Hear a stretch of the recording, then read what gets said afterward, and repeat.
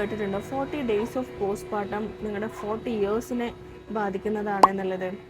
ഇപ്പം ശ്രദ്ധിച്ചോ, ഇല്ലെങ്കിൽ അടുത്ത 40 വർഷത്തിന് പ്രശ്നമാണ് കേട്ടോ എന്നൊക്കെ പറയുന്നത് കേട്ടിട്ടുണ്ടോ? എങ്ങനെയാണത് 40 വർഷത്തിനെ ബാധിക്കുന്നത്? ഹലോ, ഞാൻ ഡോക്ടർ ലാസിമ ഫ്രം അവിസന്ന ആയുർവേദ. അപ്പോൾ പോസ്റ്റ്മോർട്ടം ടൈമിലെ റെസ്റ്റ്, അതാണ് എപ്പോഴും ഏത് പോസ്റ്റ്മോർട്ടം ലേഡീസും കൺഫ്യൂസ്ഡ് ആവുന്ന ടൈമാണ്. നടന്ന പ്രശ്നം, ഇരുന്ന പ്രശ്നം, ബുക്ക് നോക്കിയ പ്രശ്നം. ആ ഒരു 40-45 ഡേയ്സ് വേണ്ടത് പ്രോപ്പറായിട്ടുള്ള വാക്കിംഗ് നെസസറി ആണ്. അതേപോലെ തന്നെയാണ് ബ്രീതിങ് എക്സസൈസസ് നെസസറി ആണ്. നമ്മൾ വെയിറ്റ് പൊക്കാതിരിക്കുക, അങ്ങനെയുള്ള റെസ്റ്റ് ഒക്കെയാണ് എടുക്കേണ്ടത്. അല്ലാതെ ബെഡ് റെസ്റ്റ് അല്ല. അതായത് ബെഡ് റിഡൻ ആയിട്ട് കിടക്കുകയും ചെയ്യരുത്.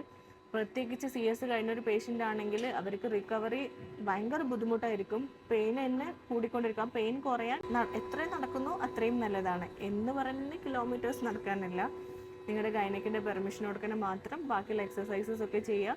നമ്മൾ മസിൽ സ്ട്രെങ്തനിങ് ഒക്കെ ചെയ്തിട്ടില്ലെങ്കിൽ നമ്മുടെ 40 ഇയേഴ്സിനെ ബാധിക്കും. പ്രോപ്പറായിട്ട് റെസ്റ്റ് എടുത്തില്ലെങ്കിൽ നമ്മുടെ 40 ഇയേഴ്സിനെ ബാധിക്കും. അങ്ങനെയാണ് 40 ഇയേഴ്സിനെ ബാധിക്കുന്നത്. അല്ലാതെ ബെഡ് റെസ്റ്റ് എടുത്തിട്ടില്ലെങ്കിൽ 40 ഇയേഴ്സിനെ ബാധിക്കും എന്നല്ല അതിൻ്റെ അർത്ഥം. Okay, by.